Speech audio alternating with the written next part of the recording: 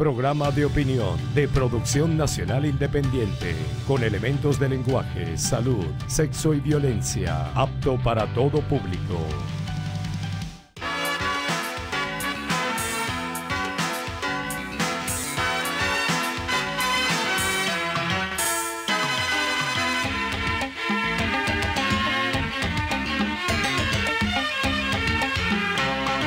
Amigas y amigos, ya entramos en la etapa final y decisiva del proceso electoral que conduce a la nación a la elección del presidente de la República el próximo 20 de este mes. A partir de hoy quedan tan solo 15 días para que se realice el máximo evento comicial. Y conviene destacar que pese a su importancia, a las tensiones que existen en el país y a la manera como atizan el fuego de la violencia en sectores políticos internos y de la derecha y sus aliados en el exterior, hasta ahora podemos afirmar que todo transcurre en el marco de la normalidad, sin que ocurran incidentes que lamentar. Esta situación que provoca sorpresa en periodistas y observadores y analistas extranjeros que visitan el país y que lo hacen influenciados por la terrible campaña mediática contra Venezuela que se da afuera, alimentada por irresponsables dirigentes opositores, tiene que ver con la comprobada madurez del pueblo venezolano. Un pueblo que ha acumulado amplia experiencia en la práctica del sufragio y que ejerce a cabalidad su vocación profundamente democrática. Contra el actual proceso electoral venezolano se han pronunciado abiertamente el presidente de los Estados Unidos, Donald Trump, los gobiernos de la Unión Europea, Inglaterra y Francia, a través de sus voceros más calificados, y prácticamente todos los gobernantes de América Latina, algo verdaderamente excepcional e insólito. Pero nada de lo que esos personajes, instituciones y organismos internacionales plantean ha alterado la decisión de los venezolanos de votar el 20 de mayo. ¿Por qué razón? Porque ese es un tema de los venezolanos, que solo compete a ellos, que están conscientes del ejercicio soberano de ese derecho, el de sufragar, y por tanto desprecia la injerencia foránea y repudian la actitud desleal y traidora del liderazgo opositor. Es por eso que, pese al enorme esfuerzo de los factores políticos internos y externos, el proceso electoral que culminará el 20 de este mes no se ha alterado y suscita desesperación en esos factores frustrados, porque hasta ahora no ha habido violencia y no ha corrido la sangre en las calles, ni han ocurrido los pronunciamientos militares que con tanta ansiedad han estado ligando. El resultado, por el contrario, es que los venezolanos votaremos masivamente, en paz y soberanamente, el próximo 20 de mayo, con la proverbial compostura cívica que nos caracteriza. Una pausa y al regreso converso con Mariclén Stelling, analista de medios de comunicación, socióloga y profesora universitaria.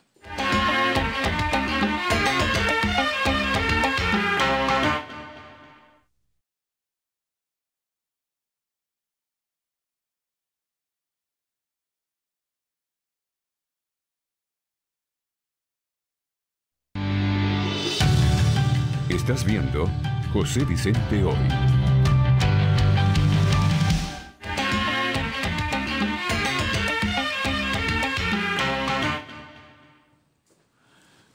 Mi invitada de hoy, Mariclén Stelling,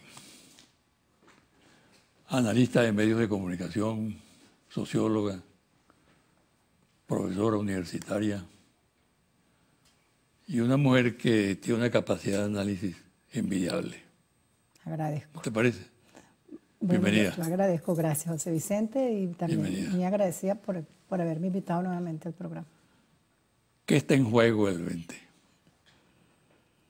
Mira, yo creo que en juego, yo voy a decir en primer lugar, yo creo que está la paz y quizás las posibilidades de diálogo, aun cuando se hayan puesto tantas esperanzas en los resultados y tantas esperanzas en que luego sea posible dialogar. Yo creo que esos son dos elementos que de alguna manera, de acuerdo a los resultados y como tanto ganador como perdedor acepten los resultados, estaría la paz y el diálogo, yo diría, en peligro o a la espera. en peligro por el triunfo de algunos de los candidatos. Sí, o porque se agudice la crisis política. Porque se agudice la crisis política una vez que se conozcan los resultados. ¿Y qué la puede agudizar? ¿El resultado? Los resultados y el comportamiento tanto de ganador como de perdedor. En el manejo del triunfo o en el manejo de la derrota, fundamentalmente con sus seguidores y seguidoras. Entre el sector que compite hay uno que ha respetado siempre los resultados electorales. Sí. Y hay otro que no lo ha hecho así. Que no, es verdad. Es verdad. ¿Qué significa eso? Bueno, que si aceptamos que eso se ha convertido en un uso y costumbre, puede volverse a repetir esa misma dinámica de no aceptar en el corto y mediano plazo los resultados. Luego después las aguas vuelven a su cauce. Pero es que yo creo que tan importantes como los resultados son el diálogo en torno al manejo de la crisis, porque la crisis no se solventa el 21 de mayo, ni a la semana siguiente. Yo creo que la crisis permanece, puede agudizarse, y de allí es necesario entonces que tanto ganadores como perdedores se sienten en una mesa a dialogar, a discutir fríamente la crisis que aqueja a Venezuela, que siempre he dicho que es una crisis multidimensional. Hay un candidato que habla permanentemente de la paz. Sí. Y hay otro que guarda silencio sobre el tema. Es cierto, es cierto.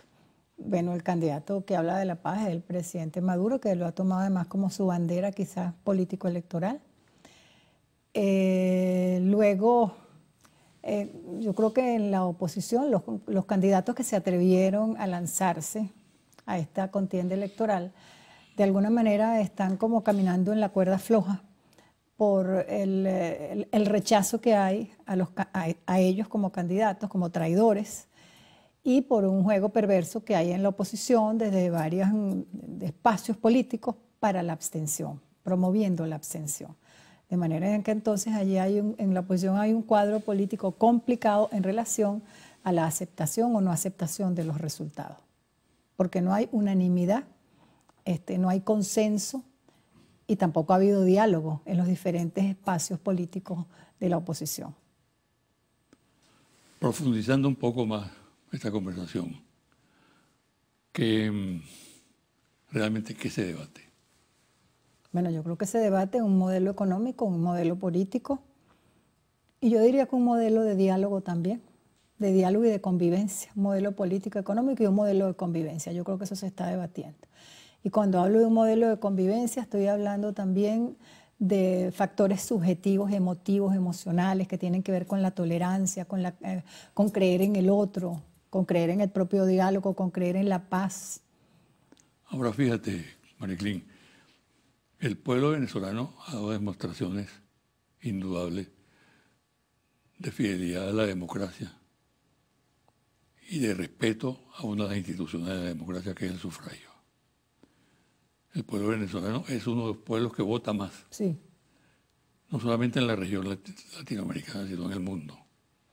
Es cierto. Y esa devoción es producto de un ejercicio, de una práctica, de una experiencia. ¿Por qué no puede surgir del 20? Eso que tú has estado señalando. Diálogo, búsqueda de la paz, rechazo a la violencia. Bueno, yo lo señalo como un deber ser, pero no necesariamente va a ser así. Primero porque cuando hablamos de la oposición, no existe la oposición como tal, ni una sola oposición democrática, ¿verdad? Ni una sola oposición pro voto. La oposición está fracturada, verdaderamente fracturada, con conflictos internos que ni siquiera le han permitido apoyar 100% pensando que la salida electoral es una salida, verdaderamente. No han querido apoyar a ninguno de los candidatos, un espacio importante de la oposición. Entonces, con esa oposición fracturada, mirando para diversos sitios, ¿verdad? Parte de la oposición desea invasión, desea cantar la crisis humanitaria, ¿verdad? Que venga una ayuda humanitaria. Si esa oposición está tan fracturada, es difícil pensar cómo luego vamos a convivir los diferentes grupos políticos una vez que pase el 20 de mayo, una vez que se asimilen los resultados, fíjate que no digo que se acepten, sino que se asimilen los resultados y que se procesen políticamente, electoralmente y emocionalmente los resultados, porque tiene que haber un proceso psicológico, emocional, de aceptación o no aceptación de los resultados, de credibilidad o no credibilidad en el proceso, en el CNE, en el sistema, en la democracia. Y si hay una sorpresa, por ejemplo, como que surja inmediatamente después de la elección una oposición. Tiene que surgir una oposición. Bueno, en ese sentido, creo sí. que el candidato que rompió la línea extensionista de la oposición Es Falcón. tiene una posibilidad de éxito. Claro, yo creo que Falcón ha hecho una buena jugada. Ha hecho una buena jugada primero porque no se dejó atemorizar, amilanar por las presiones de los sectores abstencionistas de la oposición. Se lanzó al juego democrático, se lanzó como candidato, pero yo creo que también esa jugada tiene un segundo tiempo, que es luego de los resultados electorales, gane quien gane, él se configura y se consolida como una voz de peso, como un líder de la oposición, que además le conviene a Falcón, le conviene, se ha rodeado de un grupo importante, un grupo bueno, creo yo, reconocido, y que le permitiría a él a lo mejor convertirse en esa voz de la oposición que Venezuela necesita. Nosotros no podemos seguir sin oposición, porque cuando tú no tienes una oposición consolidada como tal, que es lo que está pasando, la democracia siempre está en vilo, está en juego. Es difícil en un país que es democrático, un país elegido, donde las autoridades son elegidas democráticamente, que el juego democrático se dé si la oposición o parte importante de la oposición está negada a entrar en el juego democrático. Es una oposición de espaldas a la democracia. Si tú reconoces como acto de coraje Mira, yo creo que su ahí participación, sí, ¿tendrá el coraje para encarnar la situación que surja del 20 como candidato derrotado, pero como candidato de la oposición derrotada, el único que tiene un éxito? Me parece que tendría cómo hacerlo, porque además se ha ido fogueando en esta etapa preelectoral y electoral, se ha ido fogueando y ha ido acusando golpes muy fuertes y acusaciones muy fuertes, denigrantes. Las ha ido acusando, yo diría que bastante valientemente. No se ha enganchado en discusiones, no se ha enganchado en trampas que le han tendido. Él ha seguido promocionándose como un candidato de oposición y democrático. Entonces creo que sí. Yo creo que eso es muy pensado también, el lanzarse como candidato es muy pensado también la segunda etapa, que puede ser, pierdo, pero si pierdo, igual soy el candidato de la oposición, la voz de la oposición, puedo congregar la oposición en Venezuela. Está bien. Mira, pese a que hay tensiones, ¿no? Que todavía la polarización tiene sus manifestaciones, indudablemente que este proceso ha sido, vamos a decirlo así, excesivamente normal. Sí. No hay violencia en la calle, no ha habido conflicto, no ha habido choque de manifestantes. Una cosa verdaderamente digna de consideración. Sí. ¿No? Bueno, yo creo que la violencia fue derrotada, algo que trabajamos aquí en un programa, creo que hicimos, con los resultados de la Asamblea Nacional Constituyente. A mí me parece que ese fue uno de los importantes efectos de la Asamblea Nacional Constituyente. Pero hay un segundo elemento en esta paz temporal en la que estamos viviendo, que es que yo creo que importantes sectores de la población venezolana están resolviendo su día a día, están resolviendo la subsistencia. Y eso quizás, de alguna manera, provoca como una suerte, yo no sé si es de apatía, de falsa paz, porque la gente lo que está es resolviendo la cotidianidad, el día a día, la subsistencia, luchando con los precios, sobreviviendo. Grandes, importantes sectores de la población venezolana. Entonces, eso yo no sé si eso va a afectar el voto o va a promover más el voto, pero ha generado para mí una suerte que no sé si el nombre es apatía, como dije anteriormente, pero hay una suerte de falsa paz, de apatía, de como esa emoción que ponemos los venezolanos y las venezolanas en las elecciones todavía no se ve, habría que esperar que estemos más cerca del 20 de mayo. Yo creo que tiene que ver la crisis económica. Sin embargo, yo observo en algunos actos públicos un fervor increíble de la gente. Sí, en los actos, yo diría pues oficiales del gobierno, sí, se ve gran fervor y gran emotividad, pero que el país entero, digo yo, esté abocado, como en otras ocasiones, a las elecciones, a hablar de las elecciones, todavía eso no se ve, todavía. Esperemos que se vea, ¿no? Esperemos, porque nosotros somos, además, un país muy democrático, como tú lo dijiste. Para nosotros las elecciones es una fiesta. No solo una fiesta electoral, es una fiesta de la venezolanidad. Ahí hay una alegría, ir con los símbolos por quien tú vas a votar, hay música, bailamos. Yo me acuerdo que en algún momento que venían muchos observadores internacionales a las elecciones, quedaban admirados de la alegría de las marchas y de la propia elección y de los dos sectores políticos, quedaban admirados de aquella alegría que había, que en sus países era más bien un acto como muy serio, muy protocolar. Aquí es una verdadera fiesta. Eso que tú dices me lleva a preguntarte lo siguiente. Yo he hablado con algunos analistas y periodistas extranjeros que han visitado el país con motivo del proceso y se quedan sorprendidos porque pensaban encontrar un país en llamas, ¿no? Es verdad. Encuentran un país tranquilo, pacífico, que apartado completamente de la violencia y buscando la paz, el orden. Es cierto. Hay una influencia perniciosa en este proceso electoral proveniente de los Estados Unidos, de la Unión Europea y de vecinos nuestros como el señor Santos. Santos, ¿no? Los vecinos. Empeñados en satanizar el proceso electoral venezolano y en utilizar las circunstancias para tratar de derrocar a Maduro, claro, o que nos invadan los infantes de Marina, o tratando de conquistar adeptos en el seno de la Fuerza Armada. Entonces contrasta la actitud democrática de Venezuela con la conducta antidemocrática de gobiernos que se dicen democráticos como los Estados Unidos y los países de la Unión Europea. Y no hemos caído en provocaciones. Y cuando decimos no hemos caído en provocaciones, yo lo diría de una manera públicamente. O sea, no vemos sectores que sí estén como tratando de socavar las bases de la paz y de la convivencia. Creo que nosotros hemos resistido como pueblo, y cuando digo pueblo, inclusive estoy hablando de ciertos sectores de la oposición. Como pueblo nosotros hemos sobrevivido y nos hemos blindado contra todas esas fuerzas externas que inclusive ya dijeron que no van a aceptar los resultados de unas elecciones ilegítimas.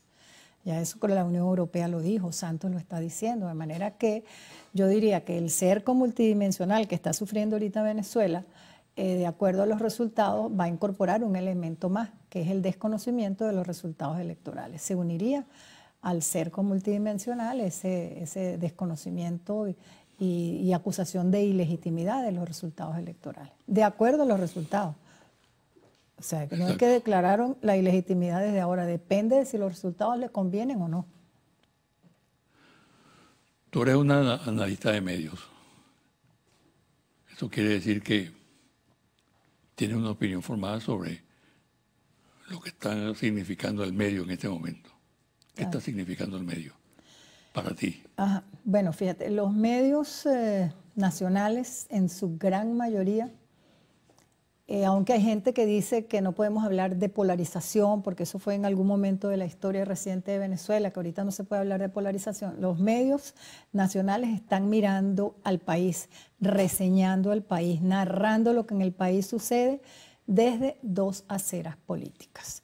De manera que los medios de Venezuela en este momento continúan comportándose como actores políticos que de alguna manera entonces estarían deslegitimados para describir lo que está pasando en Venezuela, para narrar lo que está pasando en Venezuela, para informar sobre lo que está pasando en Venezuela, porque es casi imposible en este momento que veamos con cierta neutralidad o con cierta objetividad o desde un centro que no existe lo que está sucediendo en el país. En general, yo diría que analistas políticos por supuesto, comunicadores sociales, empresas de sondeos de opinión, Casi todos los actores se están comportando como actores políticos mirando al país desde dos polos, desde dos polaridades, lo cual casi que impide poder descifrar exactamente qué es lo que está pasando.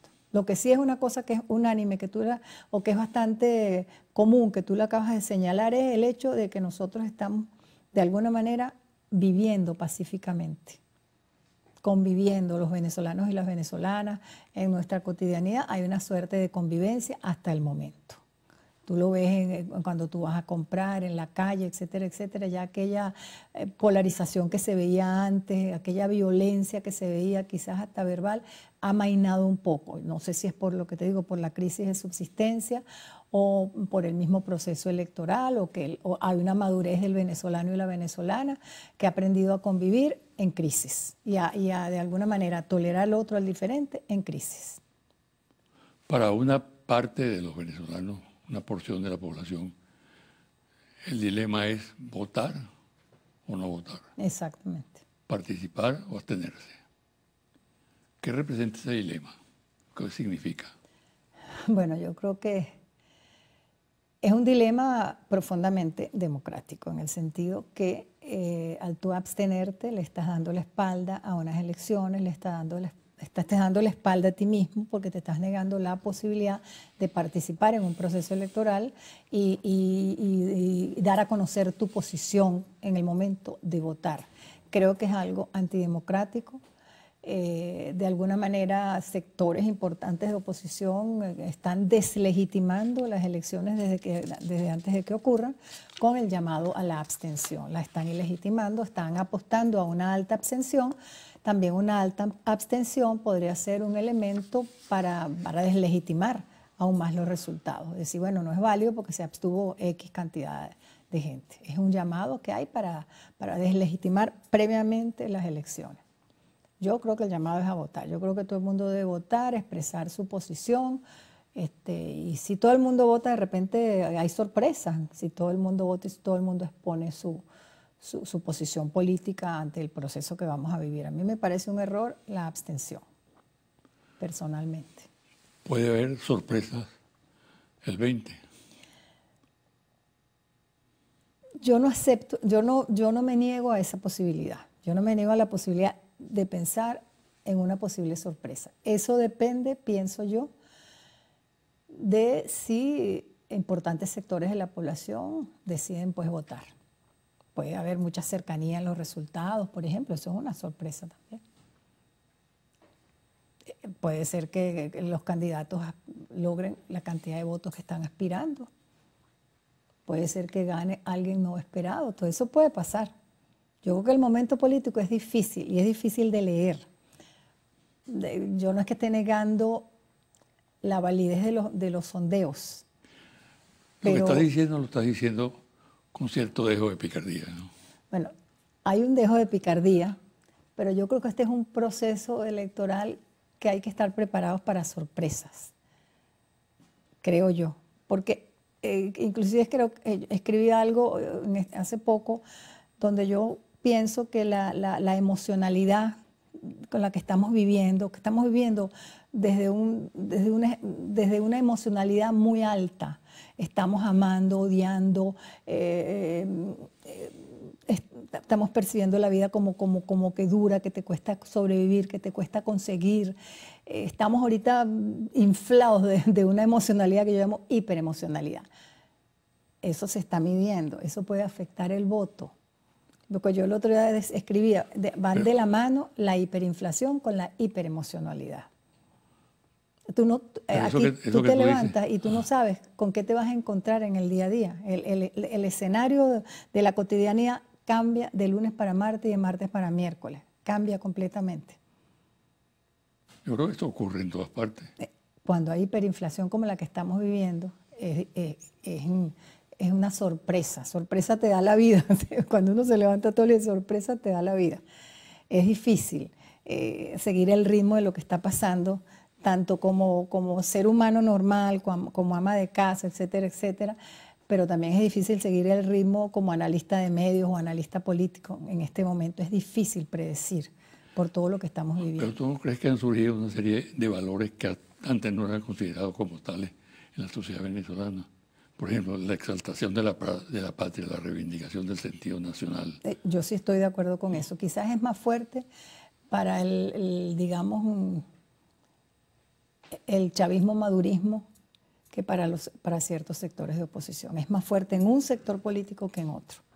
Y eso es un elemento ganancioso para el sector oficial. El chavismo-madurismo, ese es un elemento ganancioso, porque eso es un logro, quizás desde Chávez para acá, el valor de lo que tú dices, la patria, la nacionalidad, lo venezolano. Yo siempre hablo de la figura mítica de Chávez, todavía existe, o se le rinde culto a la figura mítica de Chávez, es un elemento importante que está allí a la hora de votar. Y una serie de logros que no se quieren perder. Entonces, yo estoy de acuerdo en todo eso. Pero la crisis ha sido como muy fuerte. Este último trayecto, y a medida que se acerca el 20 de mayo, se agudiza la crisis. Este último trayecto es muy difícil. Entonces, en este último trayecto, de alguna manera, estamos blindados para este último trayecto. O ese blindaje... Una buena pregunta. ¿Estamos blindados para el último trayecto? Es la pregunta exacta. No sé. Ahí no sé lo que pueda suceder. Hay un juego muy, muy bien pensado, que es el juego de la hiperinflación, ¿verdad? Es como una mano secreta, la mano del mercado, que cuando tú te levantas, tú no sabes con lo que te vas a encontrar. Eso causa, mira, desesperanza aprendida, indefensión aprendida se llama eso, desesperanza aprendida e indefensión aprendida.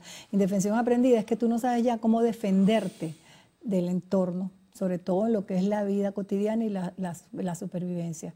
Eso es muy grave, sentir esa indefensión aprendida. Con esa de la mano de la indefensión aprendida, pero también de la mano de la patria, del venezolanismo, de todo eso que tú señalaste, vamos a ir a votar. Eso está en juego, todo eso. No es fácil. Por ahora vamos a hacer una pausa, ¿no? Y al regresar, hablemos un poco de la incidencia que puede tener esa hiperinflación o la crisis económica, o como tú la quieras llamar, sobre los resultados electorales. ¿Está bien? Está bien. Bueno.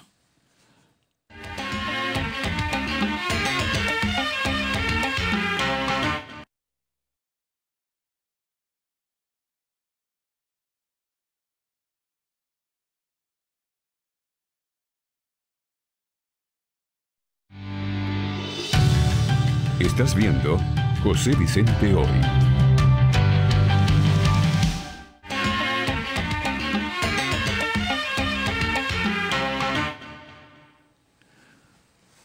¿Qué peso puede tener en el resultado electoral la situación económica?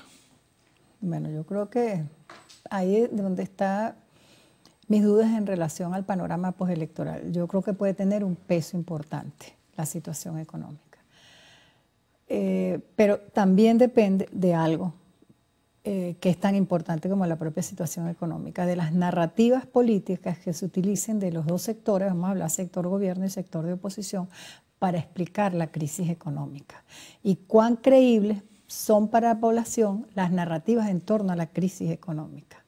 ¿Sí? La gente está comprando, por ejemplo, desde el sector chavista madurista, por llamarlo de alguna manera. El sector chavista madurista, quizás que está más golpeado por la crisis económica, ha comprado la idea de que hay una guerra económica o ha comprado la versión de que hay una mala gestión y un entramado corrupto. Una pregunta que levanto. Eso también depende de cómo la gente asimile y cuán veraz le parezcan las narrativas que estén utilizando en este momento los candidatos a la presidencia, que estén utilizando los candidatos a la presidencia. Ese es un elemento importante en este contexto actual. Los líderes políticos, que dicen los líderes políticos, que dicen los candidatos, que dicen los analistas, los sondeos de ambas partes, cuán creíble para la población es las versiones que se dan de las causas de la crisis. Pero puede influir de manera determinante. Creo que tiene un peso importante. Yo no sé si de manera determinante. Creo que tienen un peso importante. Porque también pesa mucho el proyecto bolivariano, pesa mucho en el caso del chavismo-madurismo, pesa mucho la figura de Chávez. En este momento yo he visto que han salido como muchos videos y muchas frases recordando a Chávez. El peso de Chávez todavía es importante. Y el sentido de futuro que le impregnó Chávez al país, todavía eso está presente allí. Eso es un elemento también que va a pesar, ese elemento mítico, la presencia de Chávez, un proyecto de país. En la oposición no hay proyecto de país, los mismos voceros de la oposición dicen, yo le pregunto, ¿cuál es el proyecto que hay después del 20? Y nadie contesta cuál es el proyecto. Entonces hay una oposición sin proyecto, una oposición que está llamando a la abstención, voceros importantes llamando a la abstención. Eso también puede pesar en el voto, en el no voto opositor, que se abstenga un número importante de personas. Entonces, por supuesto, ya en la oposición quizás la crisis no pesa tanto como pesa el llamado a la abstención, o como pesa también el hecho de que la gente crea que la crisis se deba a una mala gestión y que cambiando de gobierno, el 21 mágicamente cambian las cosas. Aquí el 21 nada va a cambiar mágicamente, ni el 22, ni el 23, ni el 24. O sea, el reajustar las condiciones económicas y políticas del país toma un cierto tiempo y requiere de diálogo de todos los sectores políticos que hacen vida en el país. Nadie solito por su lado puede recomponer esto. Los resultados del 21 tiene que haber un convencimiento de que tenemos que convivir, dialogar y resolver los problemas conjuntamente, creo yo. Si el presidente Maduro te llamara y te dijera, dame un consejo, ¿qué recomiendas tú? ¿Qué me recomiendas a mí como candidato? En este momento preelectoral. Sí, mañana, que te llame mañana. Que me llame mañana. Bueno, yo creo que esos discursos que ha tenido el presidente Maduro ofreciendo como resultados mágicos inmediatamente después de las elecciones, resultados, va a mejorar la gestión, va a mejorar la economía. Yo entiendo que es un proceso electoral, pero si yo le recomendaría que no hiciera esas ofertas, producto quizás del momento preelectoral que estamos viviendo. ¿Y si te llama Henry? Si me llama Henry, bueno, creo que le recomendaría lo mismo igualmente, lo mismo, que no vendiera, él está vendiendo un equipo que tiene como un equipo que mágicamente va a resolver la situación del país, que son gente solventes de oposición, que tienen trayectoria, gente conocida, al igualito le diría lo mismo a Henry. Quizás con más énfasis al presidente Maduro porque es el presidente y tiene posibilidades de ser reelecto. Entonces quizás con más énfasis al presidente Maduro, que esas ofertas creo que, porque no van a ser ciertas, es imposible. Porque el reajuste que viene en este país después del 21 de mayo, cuando se sepan los resultados electorales, es un reajuste que yo creo que hasta va a ser doloroso, difícil, doloroso, con pérdidas importantes, quizás con pérdidas de figuras importantes en esa discusión de cómo redirigir el país. Yo no voy a decir recomponer ni reconstruir, cómo redirigir el país. Pues yo creo que hay que tomar decisiones que son fuertes, que quizás no se pueden tomar en un momento preelectoral, y en eso entiendo a Maduro, pero hay decisiones quizás que son decisiones fuertes y drásticas que no sé exactamente cuáles son, las intuyo, pero yo no soy economista. Entonces yo sí le recomendaría eso. Fórmulas mágicas, no. Fórmulas prácticas. Yo creo que mejor son unas fórmulas prácticas, o bueno, va a ser difícil, va a ser duro, voy a dialogar, me voy a acercar a los otros, porque yo creo que aquí hay que dialogar y hay que de alguna manera convivir con el otro y conducir al país también con el otro. Mariclín, hay algo preocupante. A mí me preocupa y creo que le preocupa a mucha gente. Pero no basta la preocupación. Hay que analizar el fenómeno seriamente y buscar respuestas. Y a partir del 20 se abre una etapa en la cual es importante dar respuesta a ese fenómeno que se plantea en este momento, que es el éxodo venezolano. Sí. ¿No? Hay gente que le resta importancia a ese fenómeno. Que ¿Qué tiene que decir un candidato electo el 20 para ese tema? Yo creo que se tiene que construir un discurso asegurándole, invitándolos a volver, pero asegurándoles condiciones para vivir en la Venezuela postelectoral. Se ha ido, mira, yo creo que se ha ido mucha gente bien formada, profesionales universitarios, pero también se ha ido gente de otros niveles, de trabajadores de base, que también son importantes, que también son venezolanas y venezolanas, que se han ido con la sensación de que aquí no hay futuro y que para poder sobrevivir, inclusive las remesas, yo creo que se han convertido en una forma de vida.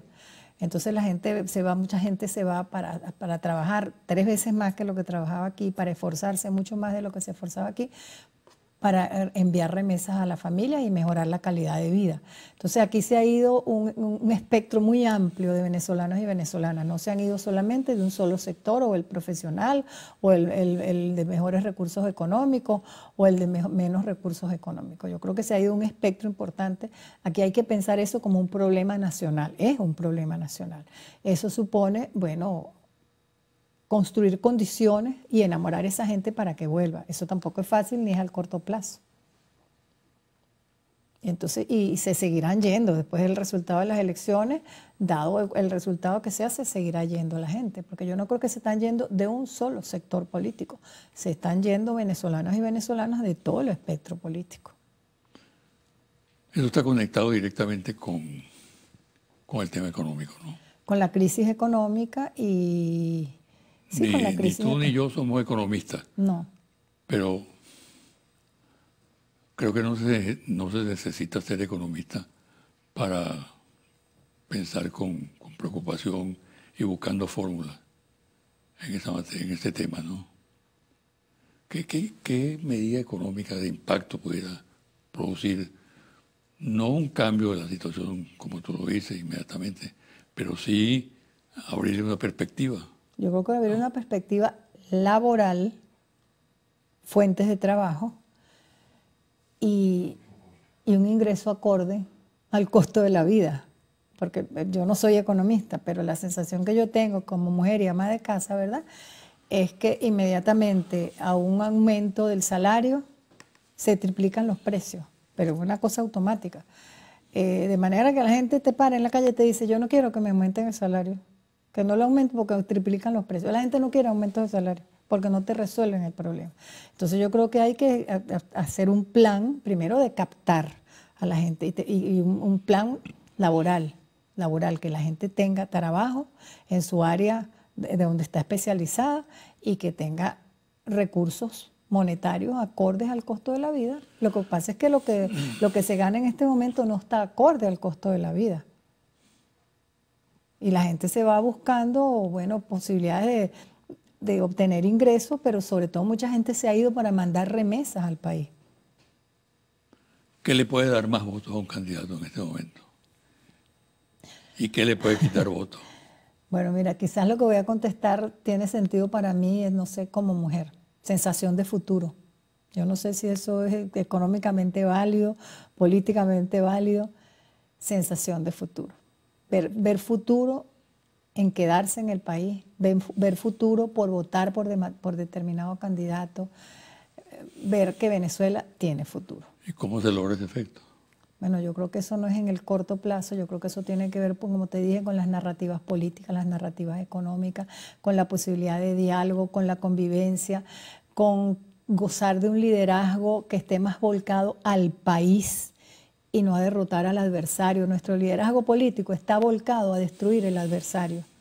Y uno tiene la sensación de que el liderazgo político se ha olvidado de la población, se ha olvidado de la gente. Porque está lo mismo todo el proceso de diálogo que murió en Santo Domingo. ¿Qué percepción se tenía del diálogo? La misma que te estoy diciendo en este momento. El diálogo eran sectores elitescos de ambos bandos, de aquí y de allá, que estaban negociando posiciones políticas. Ahí no se estaba la percepción de la gente.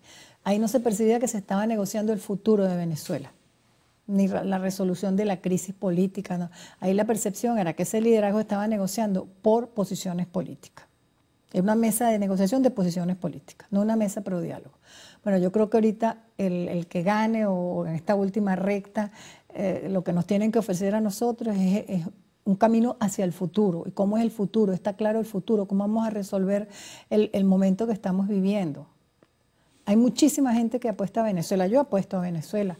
Hay muchísima gente que está en el país trabajando, sufriendo, apostando al país. Bueno, nosotros queremos un liderazgo que apueste al país y que nos abra un futuro, pero un futuro a través de la negociación, del pacto, de la convivencia, de pensar en cómo abrirnos ese futuro conviviendo con el adversario, dialogando con el adversario, trabajando con el adversario. Bueno, esperemos el 20 entonces. Esperemos el 20, José Vicente. Muchas Espero gracias. verte después del 20. Gracias, Mariclín. A ti, José Vicente. Mucha gracias. suerte. Una pausa y al retornar, los confidenciales.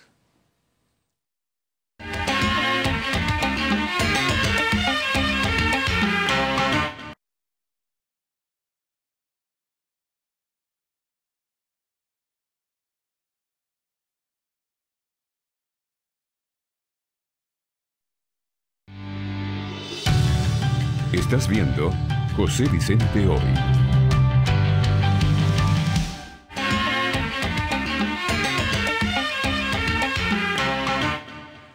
Y ahora, los confidenciales. Timoteo Zambrano, destacado dirigente del partido Un Nuevo Tiempo, que lideriza Manuel Rosales, fue objeto de una feroz campaña de descalificación por parte de sus compañeros de partido y de otros sectores de la afinada MUT, razón por la cual optó por separarse de la organización y tomar distancia. Uno de los factores que sirvió a los adversarios de Timoteo Zambrano para actuar de la manera que lo hicieron en su contra fue el tema del diálogo y el de la participación en el actual proceso electoral. Zambrano siempre estuvo a favor de dialogar y en contra de la abstención. Ha sido muy firme en rechazar el atajo de la violencia y esta posición le ganó la animadversión activa de los sectores radicales de la MUT que lo condujeron al aislamiento y finalmente a la ruptura. Su posición política fue determinante para que unos 15 diputados lo siguieran y hayan conformado un grupo parlamentario con una línea distinta al sector MUT, el cual pierde el control que ejercía como mayoría en la Asamblea Nacional en desacato. James Comey, exdirector de la FBI durante los primeros días de la gestión de Donald Trump, acaba de publicar un libro demoledor contra el presidente norteamericano, de quien afirma que está inhabilitado para ser presidente, en el plano moral y personal. Refiere anécdotas y recoge informaciones que lo dejan muy mal parado. Por cierto, las actuaciones desatinadas y contradictorias, así como la arrogancia con que Trump ejerce el cargo, confirman lo que dice el exdirector del FBI en su libro. El llamado Grupo de Lima, que se reunió en Perú, dio un espectáculo deplorable. Fue desairado por el presidente Trump, quien terminó por no asistir al evento. Varios mandatarios regionales tampoco lo hicieron. La exclusión del presidente Maduro revirtió desfavorablemente porque la impresión que proyectó la cúpula de la reunión es que temía la presencia del mandatario venezolano, quien había advertido que en caso de asistir sería para desenmascarar a personajes como el colombiano Santos, el argentino Macri y el brasileño Temer, todo ello con rabo de paja. El evento fracasó en su intento de condenar a Venezuela y aprobar un documento de repudio a la elección presidencial del 20 de mayo. Sebastián Piñera, actual presidente de Chile, fue un fiel partidario de Augusto Pinochet y es de los sobrevivientes de ese régimen debido al poder que conservó la derecha y la oligarquía chilenas. Luego de la salida del poder del dictador, este demócrata, entre comillas, que guardó silencio durante largos años ante los crímenes de la dictadura y el cercenamiento de las libertades públicas, tiene los riñones de declarar recientemente lo siguiente, comillas, ningún país puede reconocer los comicios de Venezuela, cierra comillas. Este personaje carece de autoridad moral para hacer semejante recomendación.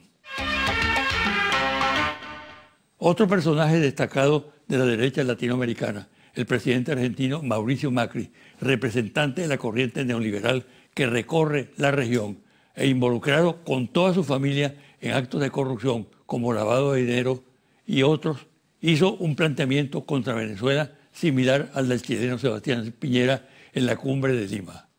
Por cierto, la última acción consumada por este gobernante, que en 2 años de gestión tiene la popularidad por el suelo, consiste en el desplazamiento del fiscal del Ministerio Público que lo imputó por el escándalo de Correo Argentino, un caso del mismo tipo que los de evasión de impuestos y la colocación de importantes sumas de dinero, tanto suyas como del padre, en paraísos fiscales del Caribe y otros lugares del mundo.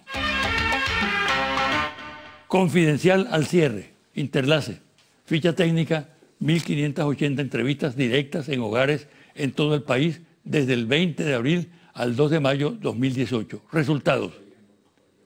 ¿Usted ha decidido votar o no votar en las próximas elecciones presidenciales? 63% sí va a votar, 28% no va a votar, 9% no ha decidido aún. Si este domingo se realizaran las elecciones presidenciales, ¿por quién votaría usted entre los siguientes candidatos presidenciales? Nicolás Maduro, sí votarán 48%. Henry Falcón, sí votarán 31%. Javier Bertucci, sí votarán 14%. Otros 0%. Ninguno no sabe, no responde, 7%.